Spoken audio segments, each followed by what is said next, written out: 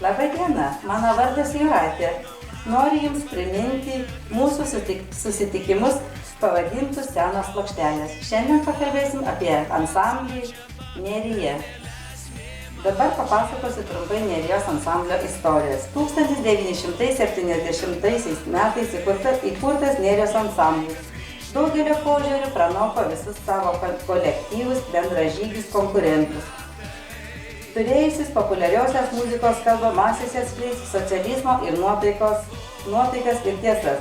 Senoji Nerija koncertavo daugelyje buvusios Sovietų Sąjungos miestų Švedijoje, Lenkijoje, Čekijoje, Bulgarijoje ir kitose šalyse.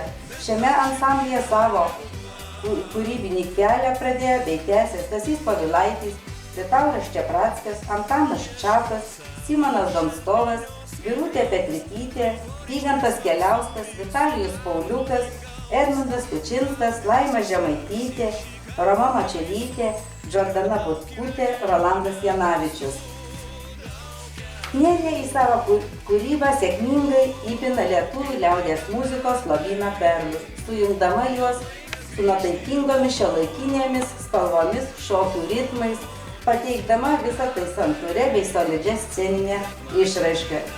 Žymioji Nerija daugelį klausytojų tapo profesionalumo ir nesenstančios hitų kolekcijos, o patiems ansamblio nariams prestižo, karjeros, aukštumų ir unikalios atmosferos sinonimų. Ansamblis tęsė savo pirmtakių muzikinės tradicijas, kurios nuolat šildė paprastą lietuvišką klausytojo širdį.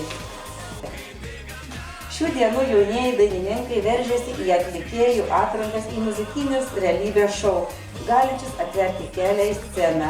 Praėjusio amžiaus 8-ąjį dešimtmetį panašių prestižo reikalų buvo filharmonijos ansambliai. Pasak nerijietės Laimos Žemaitytės, einant į dainininkų atrankas, kurią komisiją sudarydavo muzikos specialistai, kinkos drebėdavo ne juokais. Nepakako turėti vien gerą balsą.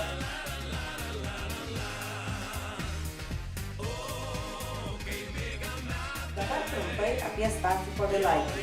Kas man yra Nerija? Pirmiausia, jaunystė, puikus profesionalus kolektyvas ir kartu draugų kompanija, kurioje nebuvo dvaro intrigų, nebent bičiuliški pasišaipimai. Nuostabus vadovas, su kurio ansamblis pakyla į aukštumas. Romualdas Bieliauskas kaip reta mokėjo balansuoti tarp to, kas patinka muzikantams ir publikai. Turėjo pedagogo gyslelę, mokėjo įtikinti, bet nebuvo užsispyręs. Kodėl teikėme itin daug reikšmės jo vaidmenį? Reikia suprasti, kad tais laikais nuo vadovo priklausė visas repertuaras, puikus, santykių, kolektyvė, galiausiai atlikėjų kvalifikacija. Jis buvo rūpindavosi Romualdas Bieliauskas, buvo tarsi šeimos galva.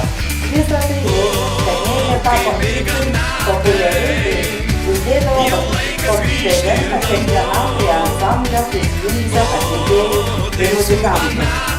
Verta buvo Nerija ir buvo sukurtas ryšom, nenustojančiai skambančios dainos Vėl šviesi man vėl, Palanga, Franko.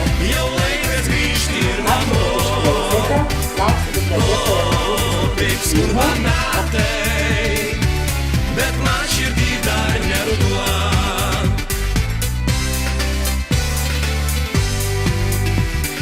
Ieškau savo šaltinio skaidraus, vaivorykštės varsų ir sidabro dangaus. Gal nepasiseks ir šį kartą